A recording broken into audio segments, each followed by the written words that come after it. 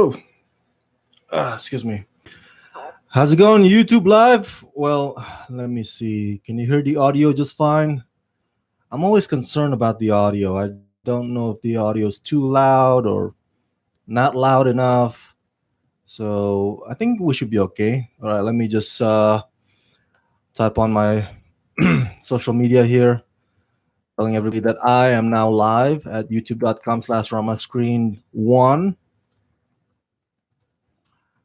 Uh, Hope I did not mistype this. I always typo. Rama Screen 1. Okay. Bam. How's it going, everybody? How's your Sunday so far? Um, it's been a pretty busy weekend for me. It was Scare LA 2018. That was exhausting. Don't get me wrong, I loved covering the event. I love doing it every year, but because I'm a huge fan of horror movies. But this year is just what's the word I'm looking for here? Well, first of all, it was kind of loud. There's a bunch of music coming from every direction, and I think it's because the place is much smaller now. Whereas last year they had it in a different hall or different part of Los Angeles Convention Center, where it was more spread out last year. This year it was more concentrated into this one small place, so you can't hear the speaker at the panel up in the front really really well because there's another event going on on the next to the panel, and there's no wall in between the panel and that event. So, and then of course the walking around after Midsummer Scream and Comic Con, and then another walking around. So that's why it was exhausting for me, but it's not to knock on Scare LA. It's still a fantastic event. I highly recommend you go check it out. I believe it's still happening today, all the way till 5 p.m. Los Angeles time. So if you are around in the area, make sure you come visit LA Convention Center. Scare LA 2018, Halloween in summer. All right. So before we go to cover the topics for today's Rockin' It with Rama Screen Live, just want to say real quick that my heart prayers and go out to the people in Jacksonville, Florida. Just a few hours ago, there was a mass shooting happening there at a Madden video football video game tournament. What was supposed to be a fun, exciting competition with fellow video gamers, it ended up being a nightmare. Now I don't know the details. I don't want to speculate on the motivation. I mean, the motive of the person or why he did what he did. The newscast, I think, maybe the police statement described the shooter, but we don't know exactly. So I don't want to go into that. But yeah, it kind of sucks, man. It's supposed to be a fun event, and the video game is freaking football, so you can't blame it on video games. There's no violence there. It's just football. So my heart prayers go out to the families of the victims. I believe there are 4 who got killed. I love Florida. I have a soft spot for Florida. I go there quite often. I have friends who live there. I used to go there a lot when I worked at Recruiter at La Sierra. So nothing against Florida, man, but whew, this thing happens way too often there. So to the grieving family, our hearts are with you. All right, so let's see. The first topic: Black Panther Oscar chances. Black Panther Oscar chances. Now, why did this become a popular topic this week? Well, number one, because the Academy came out with that Best Popular Film category. It's a new one, and it's a stupid one. I've already mentioned to you why I thought, or why I still think that category is stupid. So now people are like, throwing in Black Panther as the potential to win an Oscar. Maybe the first one to win an Oscar in this new category. And so LA Times um, did a big, lengthy article uh, regarding Black Panther's Oscar chances, basically. And so I think the writer also got a quote from Marvel's head honcho, Kevin Feige. I believe so here. I'm looking at the article on my screen. And so, yeah, that's why people are buzzing about it. And let me read to you some excerpts here from LA Times article. And I quote, "The title, Black Panther, became a prime get for awards consultants."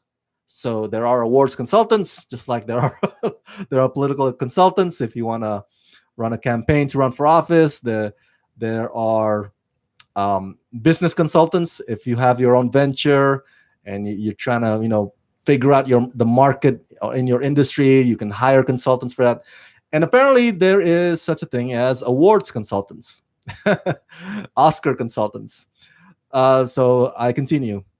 Disney ended up hiring veteran Oscar strategist Cynthia Schwartz, I hope I pronounced that name correctly, to orchestrate a campaign with Marvel Studios President Kevin Feige backing the move with a significant award season budget, a commitment Marvel has never before made. So there you go. They've hired, well, Disney, I'm sure, has hired consultants. It's like a regular thing for them every year. Um, many of their movies have won Oscars, but I believe this is the first time for Marvel Studios for doing so. At least that's what the article is suggesting. And so Cynthia Schwartz is her name. Let me read to you another excerpt here by another Oscar consultants. Let's see if I can just scroll the article down because it's a long article. Okay, so another Oscar consultant said this with regard to Black Panther, and I quote, "You want to remind the voters that this was not just a movie, that it was a phenomenon. The depth of that impact, what it meant to people, what it stood for. So if the Academy members did not get it did not get it then, they need to understand it now." And another consultant also said, this is a different one, "People in the Academy want to reward good movies, and they also want to reward movies that say something significant and make the industry look good." And another consultant, Oscar consultant, said that Black Panther's chances could be really good at the upcoming Oscars if if the movie kind of courts various crafts of branches, piling up nominations in other categories, so that it would boost its chances at the biggest category, which is Best Picture. Now, I don't think the article or Kevin Feige specifically said, "Hey, we want to win the Best Picture. We don't want to aim just for the Best Popular." So the article did not say which one Marvel Studios is aiming for. It'd be kind of cool to kind of see, like, get a clearer idea which one they're aiming. But let me read to you what Kevin Feige said. Kevin said this: "I would like to see the hard work and the effort and the vision and the belief of the talented filmmaker Ryan Coogler, who sat across the table from us a few years ago and said, 'I have been wrestling with questions about my past and my heritage, and I think I really want to tell a story within this movie.' And he did it so unbelievably well, with so much impact. Seeing that potentially being recognized is what excites me the most." That's what Kevin Feige said. So what do I think? I love Black Panther. You can check out my video review of Black Panther from February. Yeah, the movie came out in February. and it was one of the best Marvel movies ever. Just to recap, I thought it was unique, it was fresh, um, and the villain's motive was fresh too. Other villains are like, I want to snap my fingers and half the universe, will go away, or I want to conquer the universe, or I will annihilate this planet because of some grudge I had in the past, or like, oh, I want to destroy the world so I can cleanse it, and but Black Panther's villain's motive, but the villain's played by Michael B. Jordan, is like is what Ryan Coogler just said. It has to do with heritage, the sins of the father, and it's like this impact or the difference between an unconquered nation, an unconquered African nation, and African American, you know, who in African Americans in the history here in the country, in our country, with the slavery and segregation and racism and police brutality. So how is a person from that kind of point of view versus somebody like T'Challa, coming from a country that's never been conquered, that's always prosperous. Some people might even say that T'Challa and the Wakandas are out of touch when it comes to the struggles of the other Africans, because they always had it so good. So I like that. That is some things that the things that Ryan Coogler brought up in the movie that was like, wow. Never saw it that way. Never saw a Marvel movie tackling this kind of themes and subject matters before, and it was very refreshing, and it was a great picture. It was a great movie.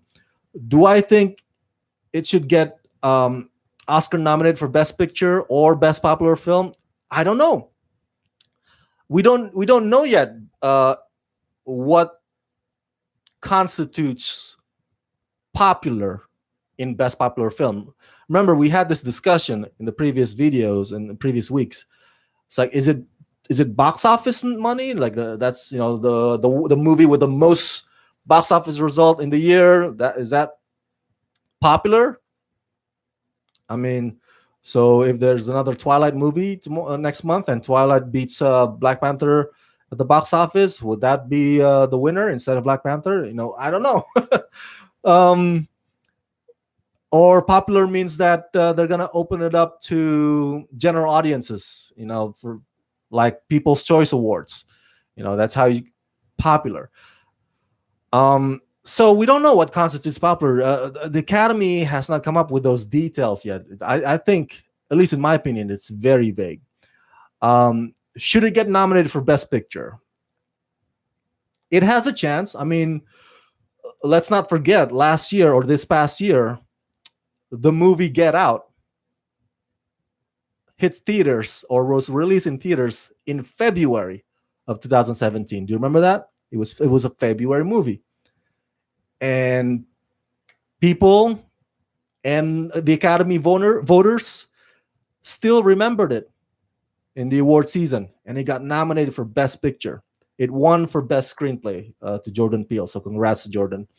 So it's not outside the realms of possibility that Black Panther might get nominated for Best Picture. Does it deserve it? I think so. I think so. It's hard to predict right now, especially with this new category that we have. Whether the Academy voters will throw Black Panther to which one, we don't know. But here's a tricky one, right? Because as I mentioned to you in the previous videos, this whole thing, the Academy is trying to reinvent himself to make himself more popular, more relevant. I believe it started in 2008 when people were angry that The Dark Knight got snubbed from the Best Picture category, even though The Dark Knight won Oscars in other categories, including Heath Ledger. I think that's where it all started, and that's when they expanded the number of the nominees from 5 to more than 5. And I remember, yeah, it's kind of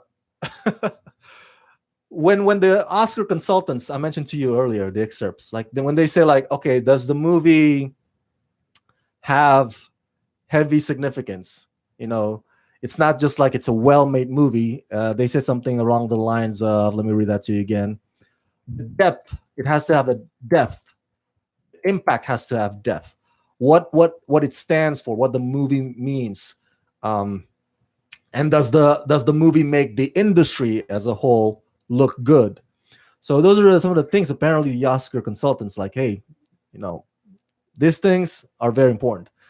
Um, but if you take that into consideration, and if you remember some of the movies that were nominated in the past for Best Picture, like for example in 2009 when The Dark Knight got snubbed, they nominated The Reader, starring Kate Winslet.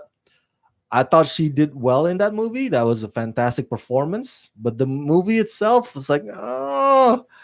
So I was like, and so I'm wondering, like, what is the depth of the reader's impact? I don't know. Did the reader make the industry look good? And then in, I believe, 2000 what, 2016, 2015, there's this movie starring Tom Hanks called Extremely Loud and Incredibly Close. Do you remember that one? Oh my God, when it got nominated for Best Picture? Oh, 2012. I'm sorry, 2012. I just saw the screen here. Uh, it was like, why? Why did that get nominated? How did that have depth of impact? What is the significance of Extremely Loud and Incredibly Close to our culture and to movie going experience? How did that make the industry look good? If you want to use that as some kind of a judging point or judging criteria. So it's hard to predict whether or not Black Panther will get Oscar nominated. Number one. Number two, it's hard to predict whether it's gonna get Oscar nominated for Best Popular or Best Picture film. But let me just say this much: um, that yes, I do believe that Black Panther has the quality of a Best Picture film. Um, you can hold it up against other Best Picture nominees in the past, and I genuinely think Black Panther can stand up to any of them. So we'll see. We'll see. Award season is coming up. For your consideration, season is coming up in the fall. It usually Toronto International Film Festival is usually the one that starts it off. Any movies that hit Toronto film festivals, they're usually Oscar or awards contenders movies that you'll see, trying to get that trophy come February of next year. So, best of luck to Marvel's campaigning for Black Panther's Oscar chances. We shall see. And that leads me to my next topic, actually, because it's kind of weird that I find it kind of odd, such funny, kind of odd that the writer of that lengthy article, about Black Panther's Oscar chances, and he or she, I don't remember the name, they got Ken Feige's quote on that, but I guess they didn't get to ask him, hey, so what's up with Guardians of the Galaxy Volume 3? Who are you gonna hire? Like, how do you feel about James Gunn? Because I don't think Kevin Feige has, or has he? Am I missing out on any article, guys? Let me know. Has Kevin Feige released an official, maybe public statement about how he felt or what he felt with regards to James Gunn getting fired? I think he's been mum about that. Maybe Disney did not want him to say anything about that. And that has to do with our next topic, actually. Guardians of the Galaxy Volume 3. Let's get to the comments here real quick. Hey, Robert. Robert says the popular category is a joke. That is true. That is true. Guardians of the Galaxy Volume 3 has been delayed indefinitely. That's right. So I believe the production was supposed to start either this fall or early next year, but that's no longer the case. Disney and Marvel have decided to let go of the cast and the crew. Sorry, I want to read this correctly. The crew, just so they could find other work or other projects to do in the time being, instead of focusing on pre-production. Um, Release date has been removed as well. So now Guardians of the Galaxy Volume 3 does not have a release date. And still, there's no replacement director. There's no potential, or there's no rumors about who's going to replace James Gunn. Nada. So right now, the project has been halted indefinitely. Till when, we don't know. If it's ever going to get even revived, we don't know. It's all up in the air. It's in a limbo now. So that's where we are. And of course, it all started with James Gunn getting fired because of his old terrible joke tweets from a decade ago. And they are terrible jokes. I already mentioned to you in my previous videos. I don't condone any of them. But at the same time, I think if James Gunn is guilty of any crime, that crime is that he's a terrible joke teller. That's his only crime. He sucks at telling jokes. And so I stand by my opinion on that. I think Disney should hire him, but Disney won't. And I understand why they won't. And I already mentioned that to you as well, the whole reason behind it. A lot of people say, hey, why don't they just hire Edgar Wright? The reason that they said is because Edgar Wright was supposed to direct Ant-Man. Do you remember that? He was supposed to direct. He even developed this awesome little animated short, or pre-visualization, I should say, of Ant-Man.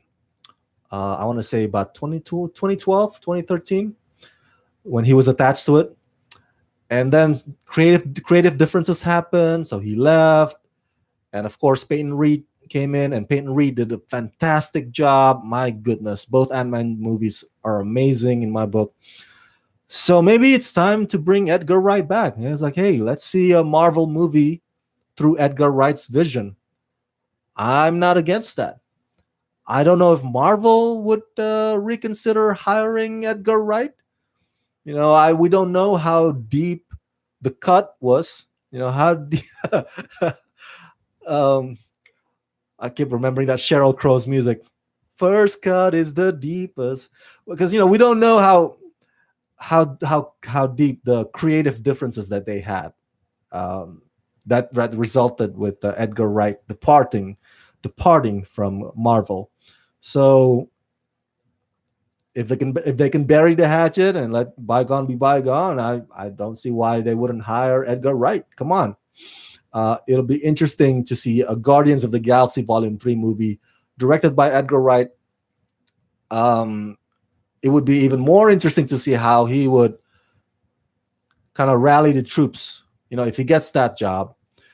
By that, I mean, as you know, the whole cast of Guardians of the Galaxy, they are pretty much behind James Gunn. They love James Gunn. They support James Gunn. James Gunn is like their brother, their family member. So would they give Edgar Wright a chance and give their all for Edgar Wright, or would they give him a hard time because he's not James Gunn? But I don't see them being, purposely being petty like that is possible. Dave Bautista, we don't know about whether or not Dave Bautista would try to leave his contract somehow. So far he is the most outspoken when it comes to he's the staunchest. I think that's the word, right? Staunchest, the most staunchest. Sorry, English is not my first language. Staunchest supporter of James Gunn. He was the first one to speak up too. He's like, what's happening to James? I'm not okay with that. And he's been tweeting stuff too since then, expressing his upset with regards to the whole situation. We don't know. We don't know if Dave Bautista will stick around. So, and the article on the Hollywood Reporter said that the project is delayed indefinitely, so that Disney and Marvel can regroup or re-strategize. So I'm sure in this period of time where they regroup, I don't know how long it'll be. A lot will be taken into consideration.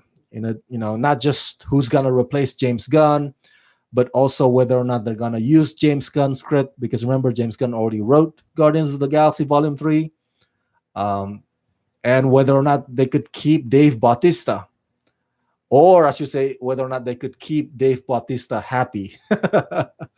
Not sure what kind of negotiation will they will do on that.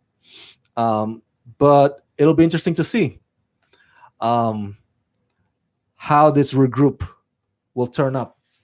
I'm really, really interested.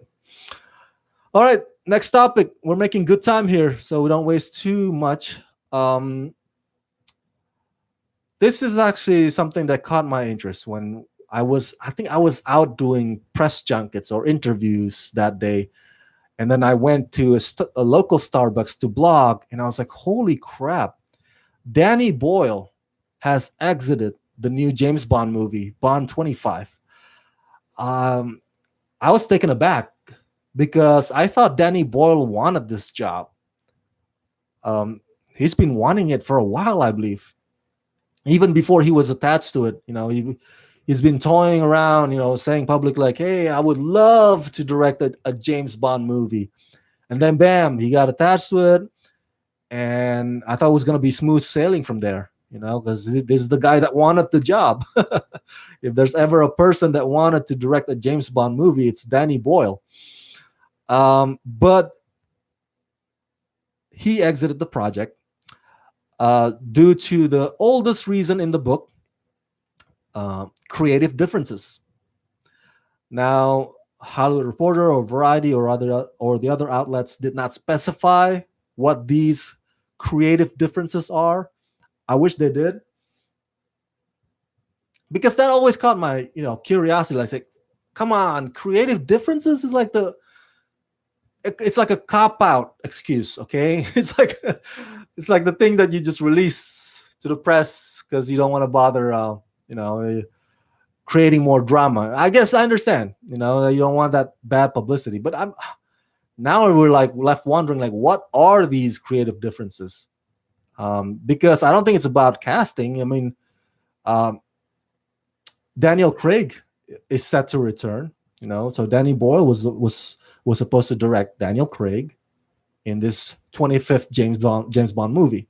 So it's not like Danny Boyle's like, no, I want to cast a different guy to play James Bond. I doubt I doubt that is the creative differences. I'm wondering what the details are, but I don't. Maybe we'll never know until Danny Boyle writes some kind of a existential memoir and reveals all. Um, that's actually half part of the James Bond news that came out this past week. The other half, the other big one, is that Idris Elba has set the record straight and said that no, he's not gonna play James Bond.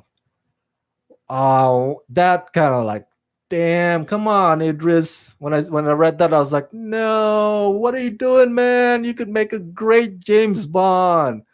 I was already like, oh, supporting Luther, supporting, Stringer Bell.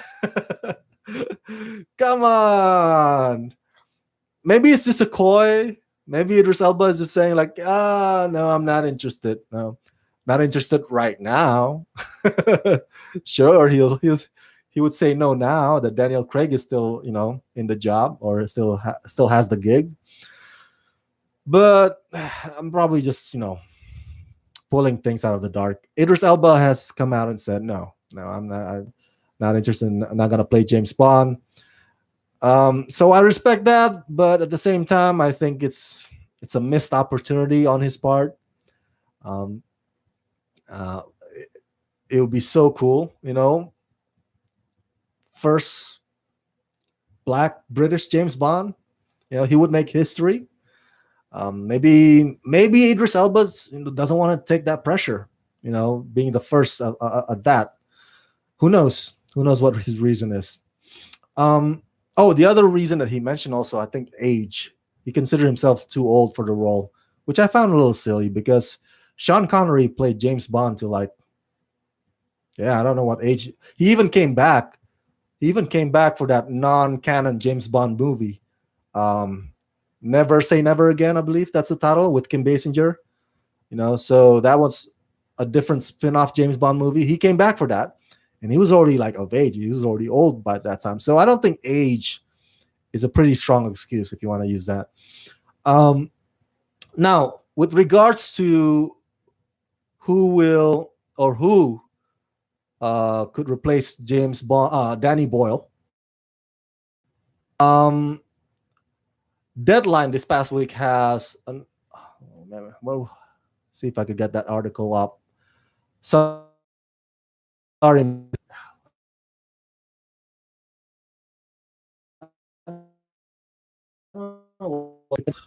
Let's see here if I can get it on my screen. If not, close that window. Screen. I think that kind of slowed it down a little bit. Maybe. I'm speculating here. Oh, here you go. Okay. So, what are the names on the producer short list to potentially replace Danny Boyle? Okay, so Deadline heard that the Dallas Buyers Club director, Jean-Marc Vallée, who also directed Big Little Lies, so he's on the consideration list. Um, Another one is Edgar Wright. Holy smokes, Edgar Wright is also being considered to direct the 25th James Bond movie. Okay. We just talked about Edgar Wright with regards to Guard of the Galaxy Volume 3. That'd be cool if he got hired for both, if he can work his scheduling out. The other Helmers on the short list are Jan de Mange. Sorry if I mispronounced that, but he is the director of the upcoming movie White Boy Rick, and also David Mackenzie of Hell or High Water, which is an awesome movie, by the way. If you haven't seen Hell or High Water, oh my god, it's a fantastic heist drama. It has that western feel to it and very deep stuff, with the whole speech and bank. And Jeff Bridges gave an excellent performance. So those are the names on the short list. I think of all those, I want to say I would love to, if I were to pick one, I would love to see the Dallas Buyers Club guy, the Big Little Lies guy, Jean-Marc Vallée, get the job to replace Danny Boyle. It'll be interesting. And the article also said right now the producers don't know if they're gonna stick with the script that John Logan and Danny Boyle were developing for Bond 25, or if they're gonna return to the same screenwriting team, Neil Purvis and Robert Waite, the team that have provided James Bond scripts since I want to say The World Is Not Enough. So these are the writers of all the James Bond movies since that installment. So we don't know yet. Or maybe if they hire Jean-Marc Vallée or Edgar Wright, they're going to give Jean or Edgar Wright also the freedom to rewrite the script. Right now, the release date is still the same, November 2019.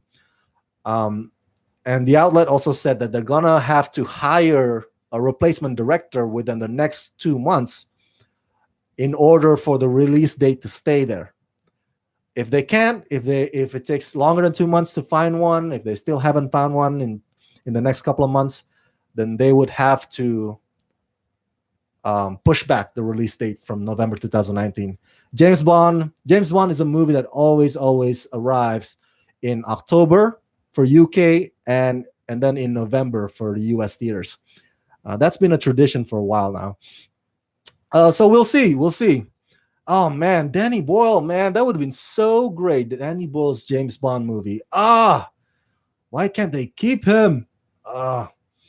Lastly, before I move on to the next topic, the last James Bond movie, Spectre, Man, that movie did not impress me. As a matter of fact, I almost fell asleep twice watching that movie. As boring as Quantum of Solace was, Spectre was boring, hella boring in my book. Um, but it made a lot of money. It made a ton of money. And Daniel Craig, as you know, hated the experience of that, of shooting the film and the whole, having had to go months of promotion, traveling from one country to the next. He hated that experience.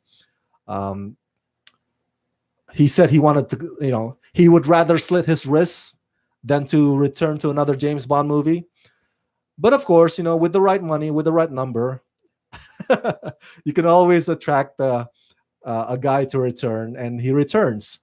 So, and this will be his last James Bond movie, I believe. I think Daniel Craig has already said that. So he is like, dude, you're making a shitload of money, Craig. Come on. What do you have to complain? Just how many actors would love to be in your shoes, Daniel? And you're saying that I'd rather slit my wrist? Come on. It's a steady job, and each job comes with a $25 million paycheck, plus even back end profit stuff.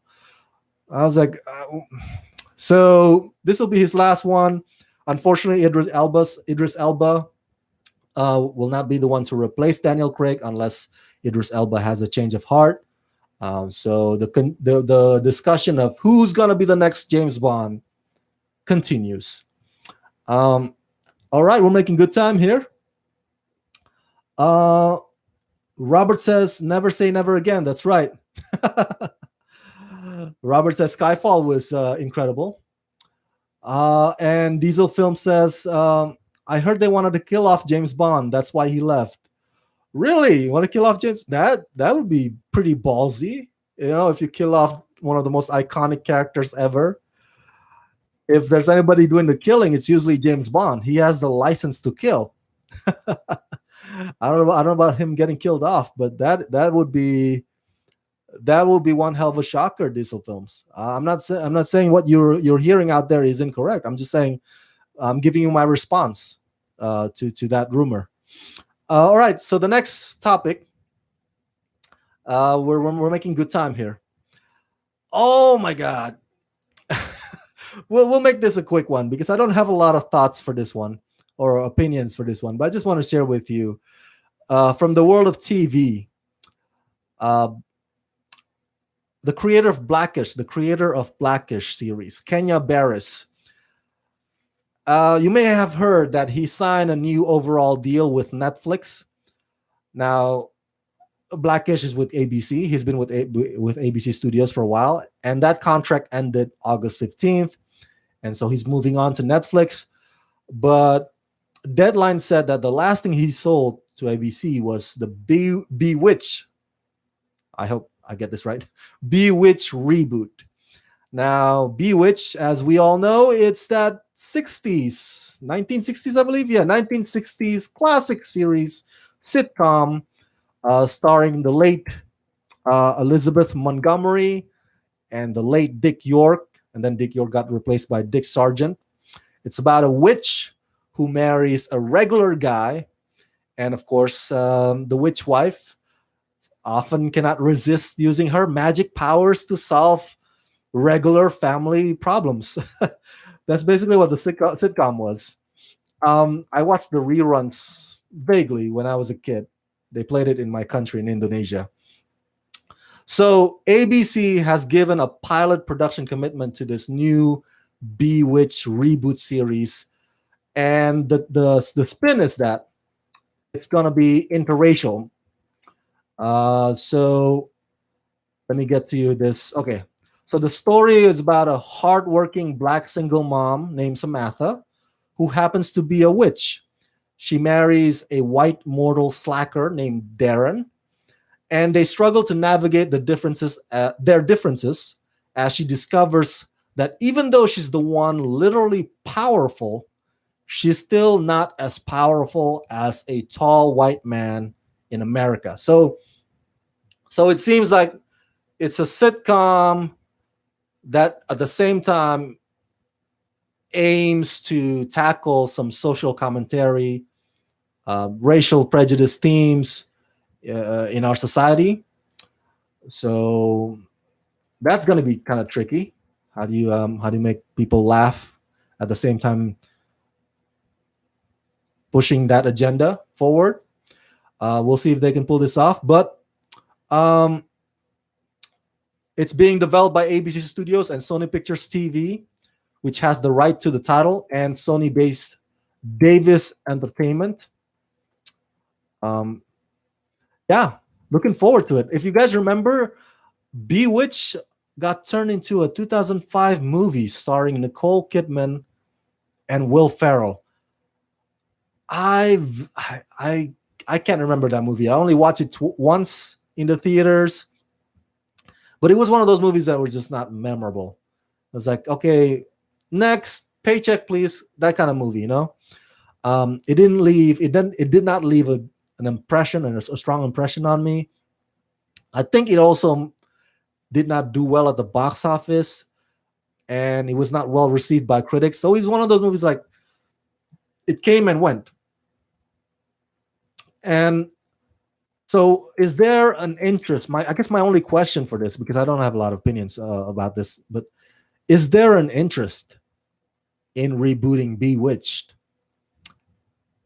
That's what I want to know. You know, if they take a poll out there, I mean, would people, putting aside the whole interracial spin twist thing, I got no problem with that.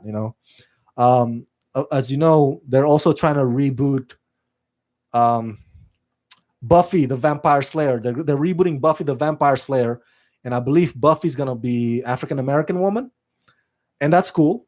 To me, these characters are fictional. These are not based on real life people. So it's like if you want to hire an Asian, that's fine by me. Just give me a good story, a solid script. That's all I care about. Make it funny. If you claim to be sitcom, then make it funny. But is there an interest out there for Bewitched reboot series?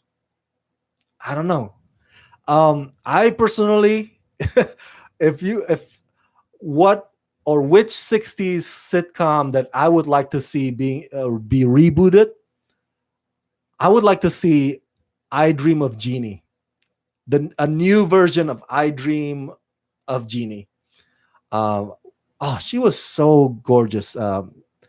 On that show. Barbara Eden. There you go. Barbara Eden. And Larry Hagman plays the astronaut. Loved it. Loved I Dream of Jeannie. What's that theme song?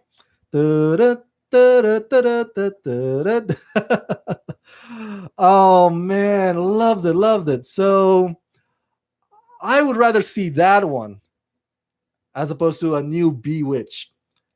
I don't care if it's if it's Asian Genie or Black Genie. It doesn't matter to me. Why can't we have that? It's a funnier story to me, in my opinion, because they always have to try to hide Jeannie or trying to cover up her powers, so the regular folks won't know. Or you see Larry Hagman kind of like being all panicky. He's like, "Oh my god, before they find out, go back to your bottle." I was like, I love that. I love that. So I guess that's my take on it. I'm not too enthusiastic about Bewitched reboot series. I don't care if it's interracial. That doesn't, that doesn't rock my boat. But I would rather see an I Dream of Jeannie reboot. Come on, anybody, ABC, whatever studio, make it happen. All right, next topic. Let's see here. Oh, Robert says Bewitched the movie wasn't that good. Yes, it wasn't that good. That Nig Isaiah. Sorry if I mispronounced your YouTube name, sir. Says you. Okay, you back. You. Robert says they should leave these classics alone. Let's make original ideas. Okay. Yeah, I'm okay with that too. I'm just saying that if you were to reboot a sitcom from the '60s, if you ask me, I would rather see if I were to pick one, I Dream of Jeannie, not Bewitched. But that's just my take. All right. So the next topic, the second to last topic. real quick. I gotta talk about this real quick because I was a huge fan of Lethal Weapon series, the first two seasons. Now, as you know, Lethal Weapon had some problem this past year with its lead star Clayne Crawford. There are two lead stars, Damon Wayans and Clayne Crawford. Clayne played Martin Riggs, who was played by Mel Gibson on the big screen, and Damon Wayans played, Murtaugh, played by the great Danny Glover on the big screen version. So I was a huge fan, man. I love the chemistry. I love the dynamic. It was great action, comedy, drama blend. It was just Martin Riggs is always like suicidal. He's always like evil Knievel, daredevil shit. I was like, oh my god, I can capture the bad guy and I can outrun him. And Murtaugh's like, oh, I'm too old for this shit. Oh, my heart, my heart, my heart. I love it. I love it. I love it.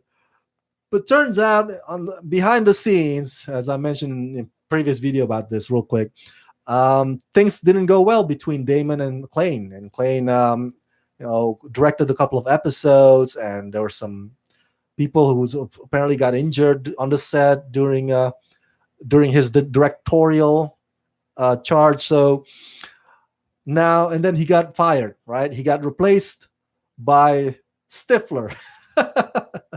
Stifler from American Pie. I'm talking about actor Seann William Scott. And so this past week, CBS, oh, no, sorry, not CBS, Fox, the network is Fox. Fox released the first promo for the Lethal Weapon Season 3 featuring Seann William Scott. And man, it looks terrible. Holy crap. Now, I'm not gonna play it here because I don't want to get any freaking copyright strike or whatever. That's why I don't do trailer reactions. I guess I'm one of those people who are just like so scared doing trailer reactions. We don't know, what footage the studios will be like. Hey, you can't put that footage in your videos. So credits, mad props to all those of you guys, trailer reactions people out there. I don't know how you guys do it. So, but you can check out the promo on YouTube. Sorry, my video keeps beeping. And basically, it's very short. It was only a couple of seconds, maybe 3 seconds. And you see Seann William Scott talking with Damon Wayans, and then bam, you see them on top of a speeding truck. And then you see the green screen, because they're having their banter, they're having their dialogue on top of a speeding truck. I was like, what are you, this whole, thing that they have. And then they jump off the truck. I was like, oh, that looks so terrible. And the green screen effects is just horrible. You gotta check it out. It looks so, I don't know who wrote that shit. I feel so bad. A lot of the fans of Clayne Crawford already kind of vowed, never to return. They're not gonna watch season 3. They're gonna boycott Lethal Weapon. We'll see. It's a tough situation for Seann William Scott, that's for sure, because this is his first, I believe, if I'm not mistaken, this is his first TV series regular role. So he's never done this before. He's never done a series regular on TV. So and his first one is stepping into a position or place that was previously filled by somebody who was hugely beloved by his fans. Clayne Crawford's fans are very loyal. So it's a lot of pressure on Seann, that's for sure, on Stifler. By the way, Stifler or Seann is not playing the new Martin Riggs. He's playing a brand new character. So it's not even going to be like, it doesn't have that Lethal Weapon franchise to it, because we have Murtaugh, which is from the franchise, and this newbie. His name is Wesley Cole. Wesley Cole. And Maggie Lawson from Psych series also joins the cast as Wesley's ex and mother of his child. So Maggie's character, is an emergency surgeon named Natalie Flynn. So she and Wesley met in active war zone years earlier, and they had a fling that resulted in a child. I'm reading to you this synopsis. And then years later, they moved to Los Angeles to, I'm sorry, Wesley moved to Los Angeles to get closer to both her and their kid. And so Wesley is going to be partnered up, they teamed up with Damon Wayans' Murtaugh. Although that alone kind of like begs the question, how does that work? Because I thought, and spoiler alert, well, as you know, Rockin' It with Rama Screen Live is always filled with spoilers. But at the end of season 2, Murtaugh was a captain, no? I thought he was promoted to captain. If my memory serves me right. So why is he back out on the field again? Like what? Did he get demoted from that time to now? Now he's getting is he getting I mean, is he punished or is he being something? I don't know. Like that he has to team up with another new guy. Oh man, I don't know how this is gonna work, man. Really, really. I feel kind of sorry because I really enjoyed the first 2 seasons. They were not perfect. Some of the episodes were like, really? Some of the episodes were weak, but there were some strong episodes. There were episodes that made me go like, yeah, yeah. That's why I love the movie franchise with Mel Gibson and Danny Glover. They captured it. Gold. So there were episodes that were like that. I don't know if Sean William Scott, Damon Wayans team up can recapture that. You know, it's gonna be hard. It's gonna be hard to capture that charm. Um, that switches though to Sean William Scott. Woo! It'll be interesting to see on the night of Lethal Weapon season 3 premiere episode, first episode. We'll see the hashtag Lethal Weapon when it's trending on Twitter. There's gonna be some tough comments, man, out there, and that actually leads us to our last final topic. That was actually a good segue to that. Um, let's see. Before I move to the topic, let's see. That Nick Isaiah says you can call me Isaiah, man. What's up, Isaiah? Um, oh, Isaiah said that I have helped them save so much money from having wasted money ticket to the theaters, watching bad movies. I guess that's cool, man. That's cool. I'm glad I could help somehow. And thank you for watching the videos here on Rama Screen YouTube channel. And Robert, of course, thank you again for tuning in.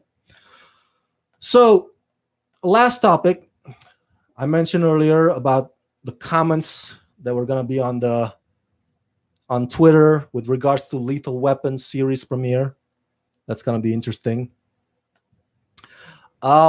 Speaking of comments and commenters, this past week, and this is going to be the final topic of the day of Rockin' with Rama Screen Live, Kelly Marie Tran.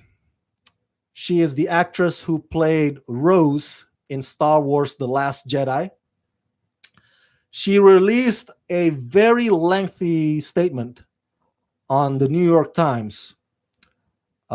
It's her first response, I believe, since she deleted her Instagram posts this summer because she was harassed online on Instagram. So this is her speaking out for the very first time. I don't want to read all of the statement here because it will take us the whole day. But let me give you some excerpts. And freaking motorcycle outside, man, passing by. Some excerpts that kind of like stood out for me. Here's a couple one here. The same feeling I had when at 9, I stopped speaking Vietnamese altogether because I was tired of hearing other kids mock me. Or at 17, when at dinner with my white boyfriend and his family, I ordered a meal in perfect English to the surprise of the waitress who exclaimed, "Wow, it's so cute that you have an exchange student." Damn. uh, that waitress is a terrible joke teller. That waitress should hang out with James Gunn probably. And I continue. Their words reinforced a narrative I had heard in my whole life, that I was other, that I did not belong, that I wasn't good enough, simply because I wasn't like them. And that feeling, I realize now, was and is shame. A shame for the things that made me different, a shame for the culture from which I came from. And to me, the most disappointing thing was that I felt it at all. So those excerpts stood out for me. I was like, wow, holy smokes. So when Kelly Marie Tran deleted her Instagram post, it was revealed it was because she was harassed on Instagram. Um, Part of it, a lot of haters of Star Wars The Last Jedi. Part of it, a lot of racists out there hating on her, being, I don't know, the first Asian in the Star Wars saga, or whatever reason that, haters always like, they're stupid, man. Um, so, and racists are stupid too.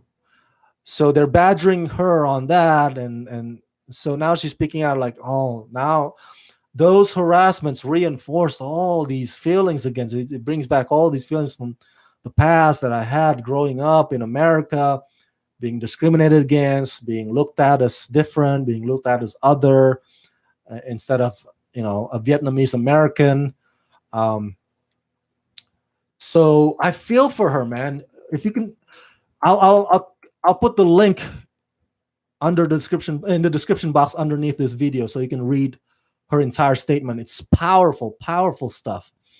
Let me give you another excerpt here.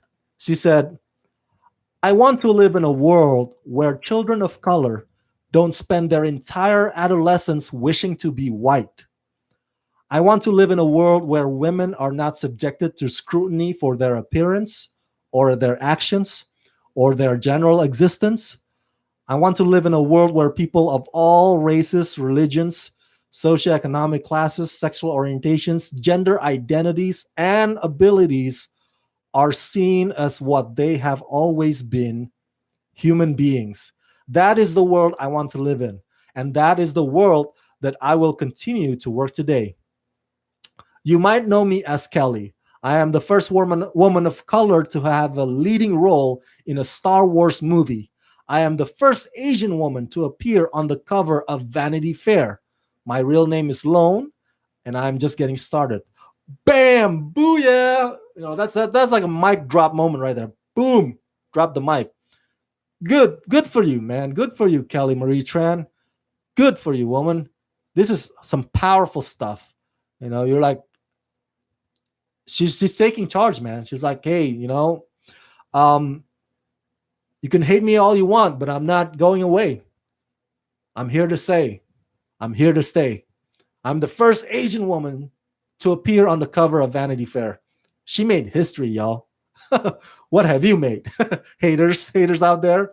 Uh, um, so, yeah, I feel this took me back also to. Do you remember when Leslie Jones, the SNL star Leslie Jones, the actress from the 2016 Ghostbusters female-led movie, I think she deleted her Twitter once. I think she's back on Twitter now. She has a new Twitter account. But at that time, she exited Twitter because she was also harassed. I believe it had to do with her looks. It had to do with her color. And of course, it had to do with a lot of people. Some people also like blaming her for for their hatred on that Ghostbusters movie, the 2016 Ghostbusters. And also last week, and I didn't get to talk about this, but Ruby Rose, the actress Ruby Rose, also, I believe, deleted her Twitter because a lot of harassers on Twitter, and they hated the fact that she got cast as Batwoman. Now, I want to address that because I did do a video with regards to Ruby Rose getting cast, and I mentioned that I had doubts about her acting abilities. I had doubts about whether or not she could, as an actress, she could perform this role, and I'm judging that based on the other things I've seen her in, all the other movies and their shows. But in that video, I also mentioned that I want her to be good. That video was not made, or was not meant, or it was not a segment to trash Ruby Rose. It was not a let's pile on Ruby Rose kind of video. No, it's like I mentioned that if she gets an acting coach, or if she goes to an acting class, or if from the point of now till when the show starts, she gets some kind of a training to improve on her acting, and she proves us wrong when the show comes on, that she actually does justice on this Batwoman character, then bam, and then I'm happy. And we'll all be happy, right? That should be the goal. Um, so I want to end on this. To my fellow fans out there, I understand how passionate we can be as fans. All right, how passionate we can be about a certain movie or a certain TV show. Oh, Robert just give a chat support. Oh, right, 4.99. Thank you so much, Robert. Wow, that's very generous of you. Thank you, my friend. Super chat. There you go. Super chat. I was thinking of power chat. That's not right. Super chat. Robert sent super chat. Thank you, Robert. Um, Make sure you guys check out Robert's YouTube channel. I believe you have a YouTube channel, right, Robert? And thank you for being a big supporter of Rama Screen. So yeah, where was I? Okay. My fellow fans out there, I know how passionate you guys are about a movie or a certain TV show or certain actress or certain actor. Like, I want this actor to play this one, not that one. I want this one. I remember when Heath Ledger. Do you remember Heath Ledger when he got cast as the Joker? Oh, I remember so many haters were piling on him. It's like, no, not the Brokeback Mountain guy. And this was at a time when a lot of I was like, I love Brokeback Mountain. Come on. And Heath Ledger is like a great actor. He can play whatever you throw at him. But there's a lot of haters. I was like, no, not the not the gay cowboy guy. What is up? Joker's not Australian. What? It's like all these crap. And then bam, look, Heath Ledger proved everybody wrong. He freaking won Oscar after he passed on. He's like posthumously. And now everybody's loving the Heath Ledger's Joker version. I was like, so we got to give some room for Ruby Rose to prove us wrong too. That's my argument. And guys, we can hate a movie, all right? I hate movie. I hate the Happy Time Murders, but I'm not gonna be like, oh, where's Melissa McCarthy's Twitter handle, or where's Melissa McCarthy's Facebook page? I'm gonna just like keep piling on her. Hey, I hate you. I hate Happy Time Murders. Fuck you, Melissa McCarthy. No, fuck you. I wish you end your career. No, dude. What? If you do that, what, like, you don't have anything better in your life to do? That you're shitting on Leslie Jones and Kelly Marie Tran just because you hate Ghostbusters or you hate Star Wars: The Last Jedi? If that is the reason, of course, if you're hating on them because of colors or and race, then that makes you a racist and a bigot. And God help me, man. I guess I don't have a speech for you. You're a bad guy. So, but to the fans who are like piling on these actors because you feel passionate about the movie, that's what I'm addressing to here. Remember, these actors, they're just humans, man. All right? They go from one project to the next. They go from one movie to the next. Sometimes the movie sucks. Sometimes the movie's good. Sometimes the movie's just okay. All right? So I hated Batman versus Superman: Dawn of Justice. I think I don't like Zack Snyder as a storyteller, but I'm not gonna hunt him down. I'm on online. I'm not gonna like, oh, where's Zack Snyder? For example, here's another example. I don't like. Remember what I said earlier? I don't like Sean William Scott replacing Clayton Crawford in Lethal Weapon season 3.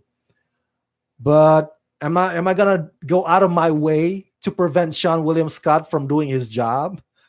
No, I'm just gonna choose to stop watching it. That's my prerogative. That's my freedom to do so.